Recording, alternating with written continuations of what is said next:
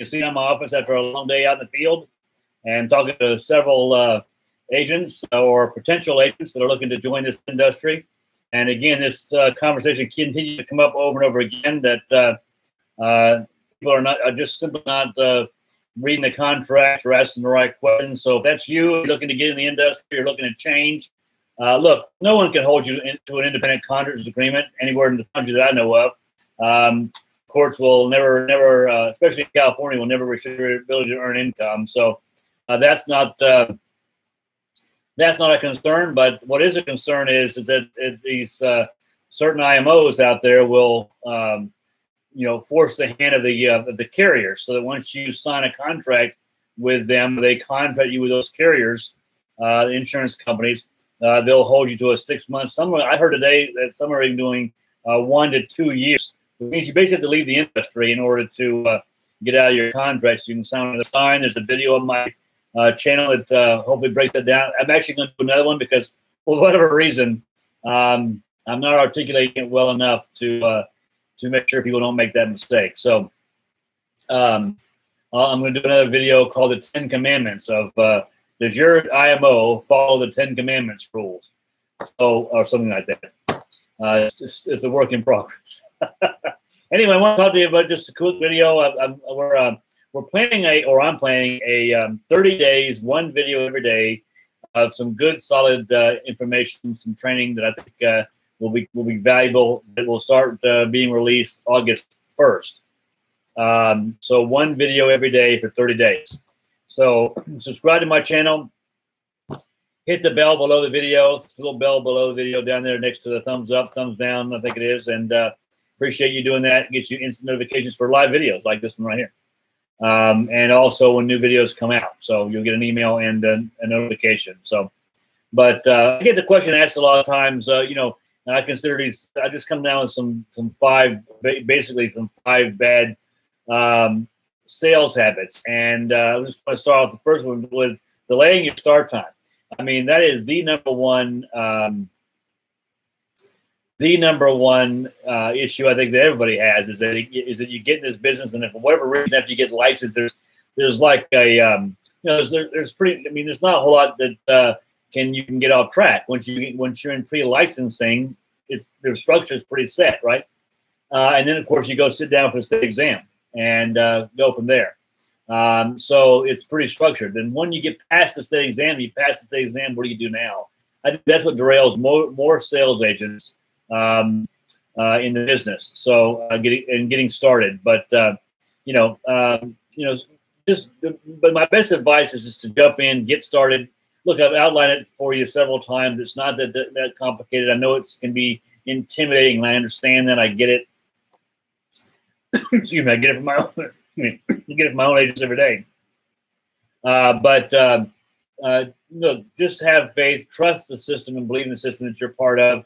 Hopefully you're part of a good one, and not one that, again, I talked to somebody this afternoon who was in one of these other companies, my former company, as a matter of fact, that, his only resource for training is his upline. Well, guess what? His upline never sold a policy, been in the business 4 months.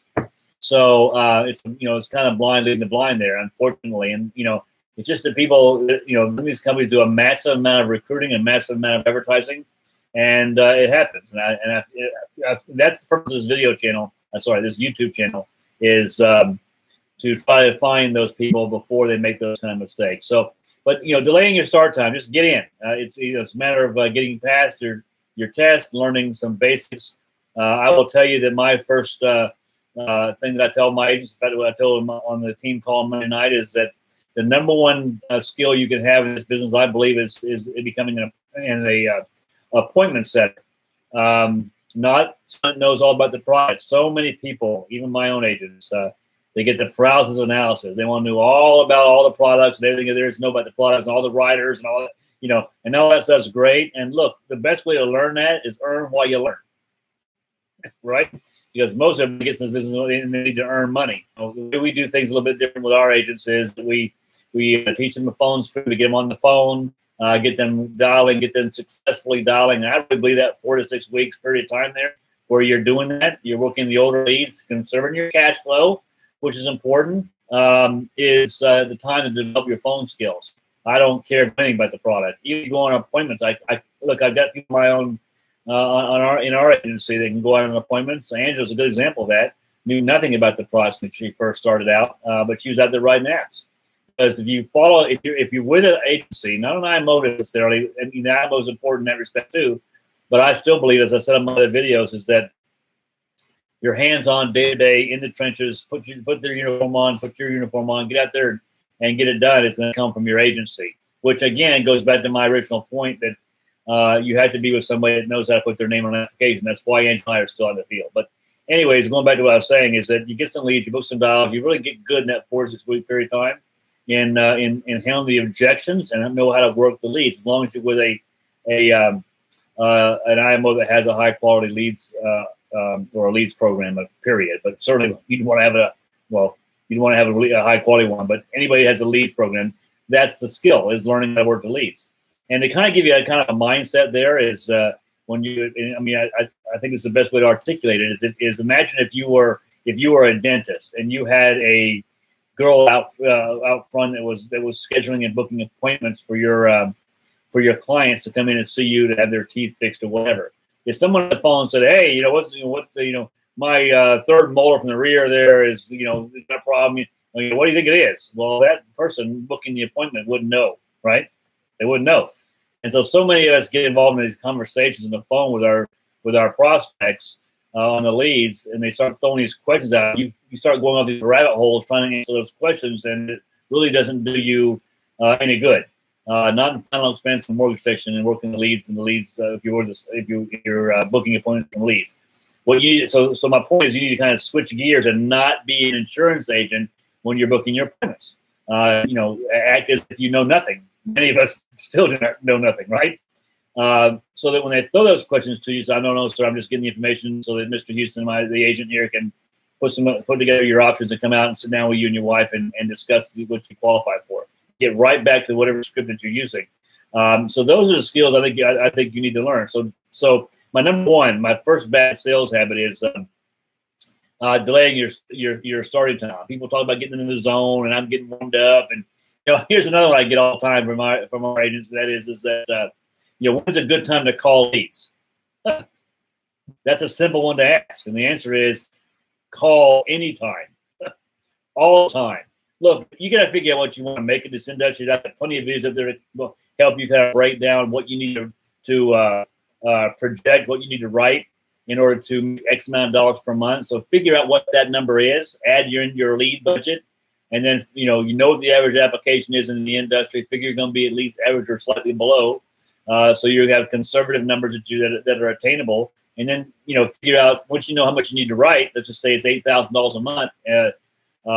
Gross APV, you figure that if you're setting appointments, you need to have 60 appointments if you're already at 50% closing rate, right? So in order to see 8 families or write 8 apps, really the breakdown is if you set 15 appointments, you'll sit with 10 to 12, you'll write 6 to 8 applications, which at $1,000 piece, you'll be right there, that $8,000 number, right? Because remember, if you set 60 appointments, you're not going to sit with all of them. So. But again, just get in. I mean, there will be better times of the day to call your leads. But if you're not, so my point was going backwards a little bit. If you have yet to set your number of appointments that you need for the week to meet your application or your income goal, then you need to call.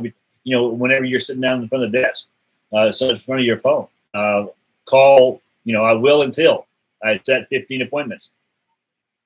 Like I said, over time, you'll figure out good days to call, and it's really different based on the geographic area. In California, you'll get hate mail if you call people on a Friday night, right? So, just turn off all the analysis, paralysis analysis. I'm getting ready. I'm getting in the zone. I'm studying this. I'm getting better at script. I'm going to do some more role playing. All that stuff is valuable.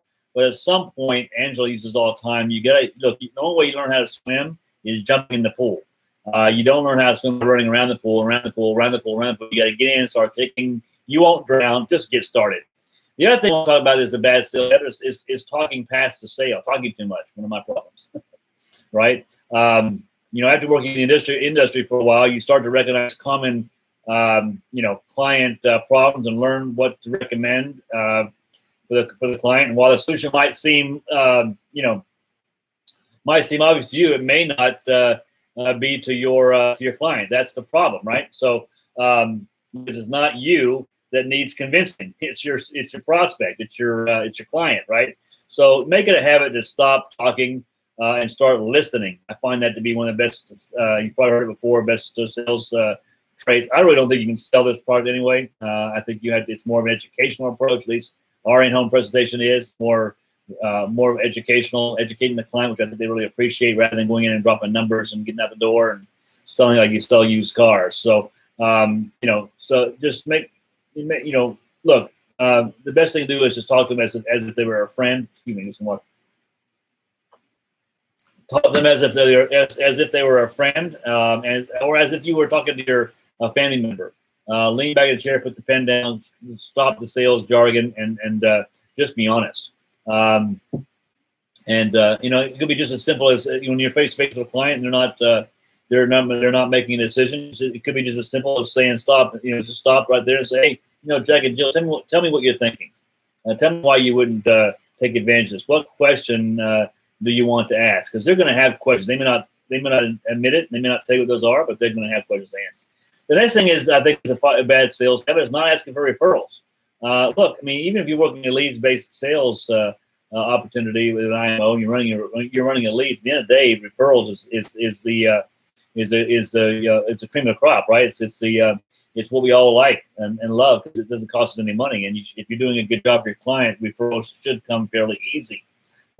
So if you look at the sale as the end and not the in the line, I wouldn't do that, because again, there's college funding. I mean, you go in and take care of the mortgage, you take care of the final expense, but there's still college funding. There's retirement funding. There's annuities. There are advanced products like the IULs, Mutual Law, Foresters. All these companies have LSW, NLG. All of these companies have these advanced products. And so if you're doing your job correctly, and they like you, again, people buy based on like, know, and trust. There'll be opportunities for advanced sales, right, or other sales. So the sale that you make on mortgage protection and final expense is not the end; it's just the beginning, right?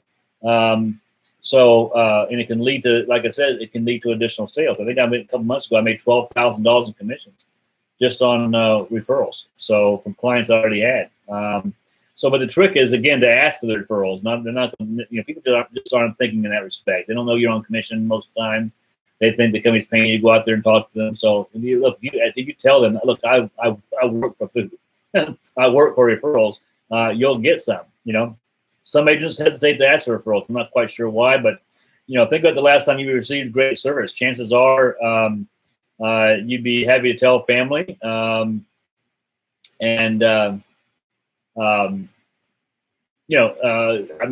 I go see a good movie, I talk about it with my friends, and I just don't get paid to do it, right? So, if people like, know, and trust you and had a good experience, they want to refer you. That $12,000 I made a couple months ago was all because I did a follow-up annual review, and he goes, hey, we have a family barbecue this weekend. Can you come out and my sons need to get this product too? Well, that was huge. I sold, I think, went to the family barbecue. I got fed really good. Was with me, and I wrote, I don't know, 6 or 7, 3 kids for 6 or 7 policies.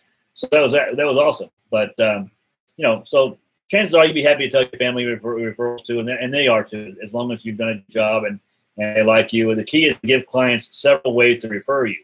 I think is important. I mean, I send out little thank you cards. I put a picture in it.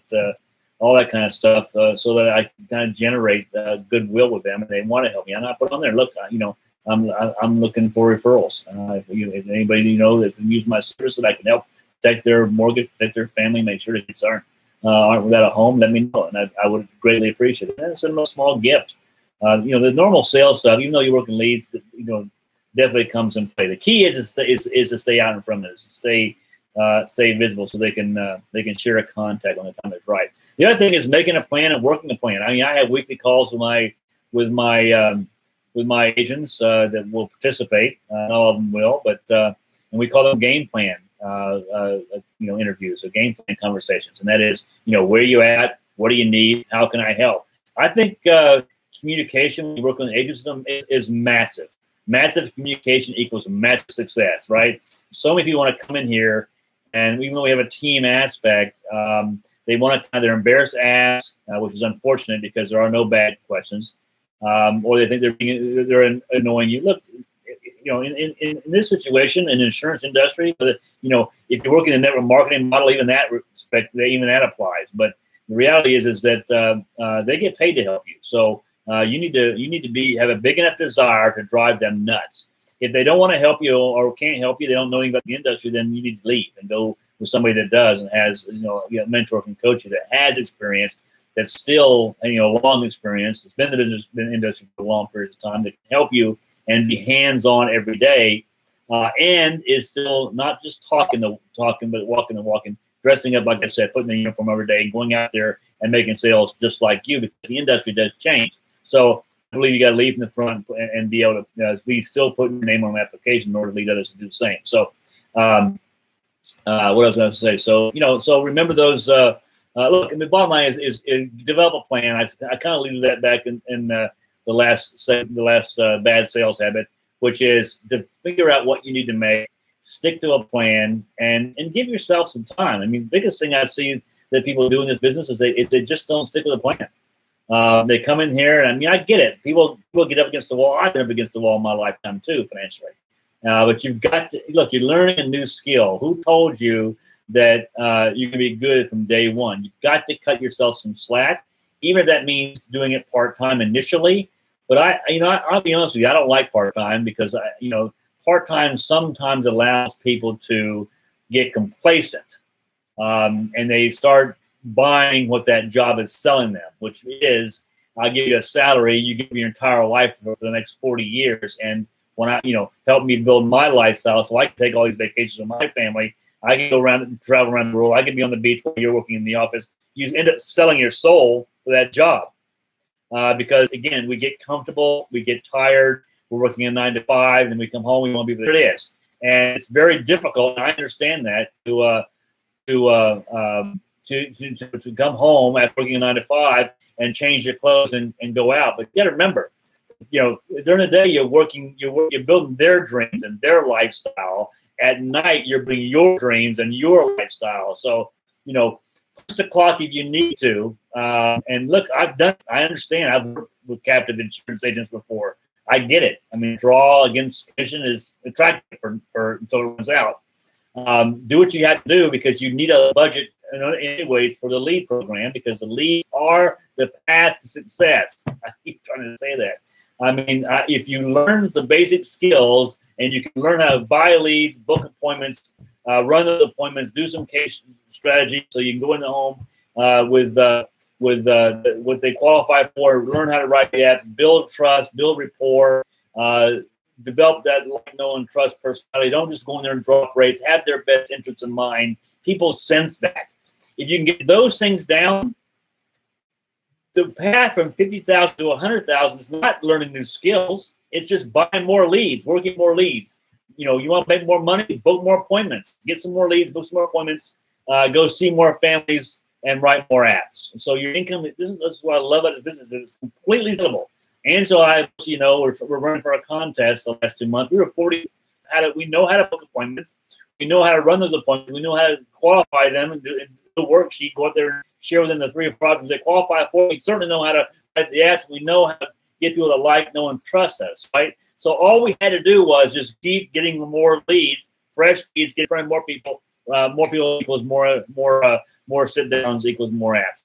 Anyway, I'm so passionate about that because that's what I love about this business. Is it's not dependent on you getting better. You will get better just by the fact you're doing it more often, but it's really only dependent on you just scaling the skills that you've already learned by going out there and running more appointments, right? So again, the last thing I want to say is, and thank you for the comments, Kenny, and Beanon2775. Thank you for that. I got a guest here. I don't know how to call you, but Kenny, I appreciate you watching the videos. Thank you for being on the channel. Appreciate it. I hope that these things help. But the last thing I want to say is, look, accepting average is a norm. This is something that really, it just drives me nuts. And it comes down to this philosophy that, when you're trying to, I don't know how to say it without trying to, I don't want to be offensive, but it's this idea that, go out there and you work it for 2 or 3 weeks or 4 or 5 months or well, that's actually a pretty long time, but whatever. I mean, you've got to burn your bridges and say, hey, listen, I got this job over here, so I'm going to be able to support my family. I'll be able to pay my bills. I'm not going to take my car away from me. I'm going to throw in my apartment in my house. I got that, right? But I'm going to work the weekends and the night to be successful, and I will do it until I succeed, because you can do it. There's nothing about this business that you can't do. Nothing. I believe I can teach anybody how to do this business. Period. I firmly believe that. As long as you're coachable, you have a burning desire to succeed, and you will do the work. Those are the 3 things. If you have 2 out of 3, it's not going to work. 1 out of 3 is definitely not going to work. You got to have 3 of 3. Burning desire to succeed, be coachable, right? In other words, be willing to do whatever I tell you to do as long as it's legal and ethical.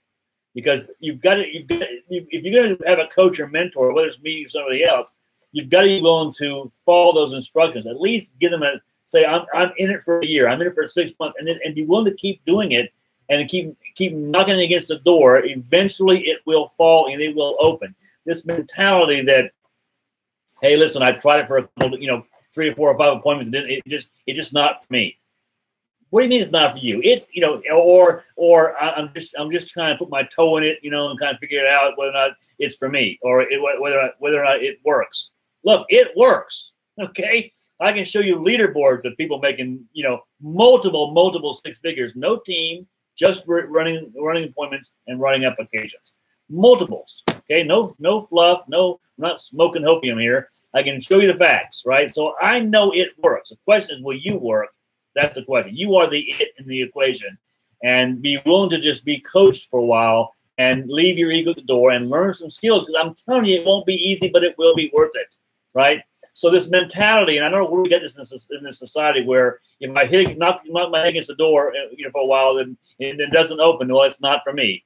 No, look, all success is found through failure, right? Everybody that's ever had any kind of success at all failed, succeeded. Okay, you're 3 feet from goal when most people quit, right? So I'm begging you to just give yourself time to succeed. Make sure that you humble yourself and you have those 3 things in mind. Am I coachable? Am I willing to do the work when I'm tired? Am I willing to do I have a big enough desire? Is success big enough? Or being successful in this business a big enough drive for me? You've got to look. We hear it all the time in network marketing, but it is true. Is you've got to have a big enough reason to succeed. I was going to show you my folder.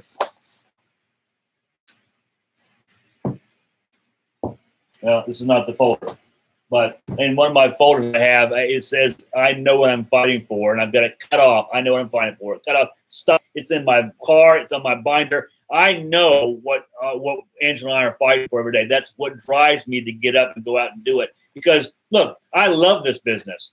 It's the most, I really enjoy going out there and talking to people and helping protect their families. I certainly enjoy the money, right? That doesn't mean it's easy. And that doesn't mean I'd rather not walk on the beach or go boating or go whatever. There's a lot of things that I love doing that would outrank insurance sales. So I'm not saying that, right? But look. So you have to have something that gets you off the couch and drives you to continue to go out there when it's raining, when it's cold, there's snow, the car's broke down, whatever. Trust me, I've been there before. I know what it takes. I know that people go through hard times, and that's when you've really got to. There's no saying that Angela talks about all the time. It's people either push in or they push out, and 90% of them, or you, hopefully it's not you, will push out. When things are going bad, most people push out and quit. Or when they've bought some leads and they didn't book any appointments, didn't make any sales. It's counterintuitive, right? To go, okay, here's my credit card, I'll get some more leads, because everybody's like, well, that's stupid. You're throwing good money after bad. All these stupid concepts. Look, it's part of the training.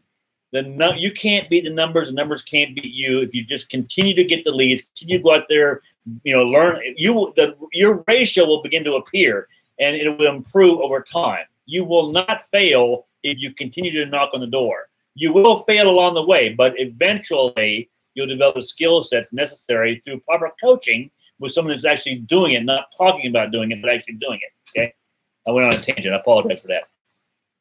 Look, life will only give you what you're willing to accept. There are no free rides. There are no instant success. You just don't see the foundation that was built below the surface of the water. When they poke out of the water and you see this big, beautiful monument, oh, that guy's been very successful. Yes, but I'm sure that there's a story behind his success. There's a story behind everybody's success. So you got to get with somebody that can teach those skills. You've got to make sure that you check yourself on a daily basis that, am I ethical? Do I have a good work ethic? Do I have a burning desire to succeed? And am I coachable? Coachable means you don't come here and take a program that's already time tested and proven and got the leaderboard to show you that, right? That's what you want to see. Who else is, are they buying the same leads? Are they putting their clothes on the same way I put my clothes on? Well, if they put their clothes on the same way I put my clothes on, I can learn it if I stay strong enough, long enough to develop the skills necessary. So remember, life will give you what you're willing to accept. So what are you willing to accept? That's the question. Are you willing to work a 40-year job to be kicked out into Social Security or some declining retirement? That your only focus is to make sure you don't outlive retirement, because if you do, you're going to die broke. I mean, those are things I hang on to. I don't want to see myself in a situation where, that's why I'm in this business. It provides, it's the most profitable industry on the planet. There's a tremendous need for it. So you have a built-in client base. Everybody's your customer, right? And it provides residual income. And if you build an agency, it provides leverage income. So your income is going to increase during your retirement, not decrease. And you're getting paid today what you did 15 years ago. So it's a tremendous business. So it's worth it. That's what I'm saying. It may not be easy, but I promise you it will be worth it. So anyhow, so don't accept average as being the norm. That's in your control. And if you answer, if your answer is that it's not for me, then you didn't have a strong enough desire. You got to stay in the game. So you got to watch your cash flow. Don't buy leads needlessly. Start out with the cheaper leads. Work your way up. Now, when I mean cheaper leads, I don't mean junk leads. I don't mean free leads, because they're free for a reason. I mean, you're going to work really, really hard on those kind of leads, and you're going to get so beaten down that you'll be depressed and want to quit. So you can call me and talk to me about that equation, and I'll help you with that. But don't allow that to be your excuse. Don't allow the excuse for doing this business be the reason why you don't do this business, right? So, and what I mean by that is if you need to succeed in this business because of your family, the first thing when someone says, "Well, you need to go to the conference," "Oh, I can't do that because I need to be home with my kids." So you're picking the reason for doing the business, the reasons why you're not doing the business. You got to be very careful what you're saying no to in that respect. So anyway, so I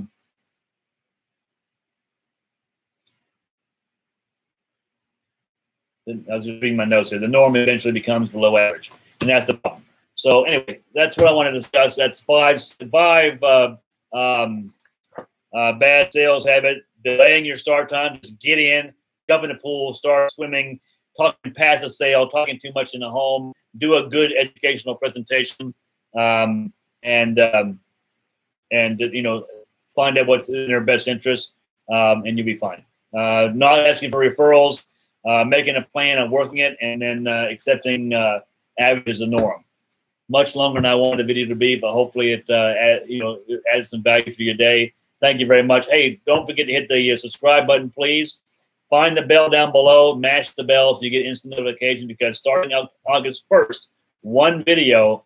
I'm really working hard on this stuff, trying to help agents, trying to stay in production, and trying to provide some real value to all the YouTube viewers out there that support my channel. I appreciate that very much. I'm grateful for it. So I really want to kind of give you some great stuff in August. One video every day for 30 days is my goal. So you're going to want to hang on. All right. Let me know if I can help any of you succeed in this business. I know you can do it, and I believe in you 100%. And I look forward to talking on the phone. Bye-bye now. Good night.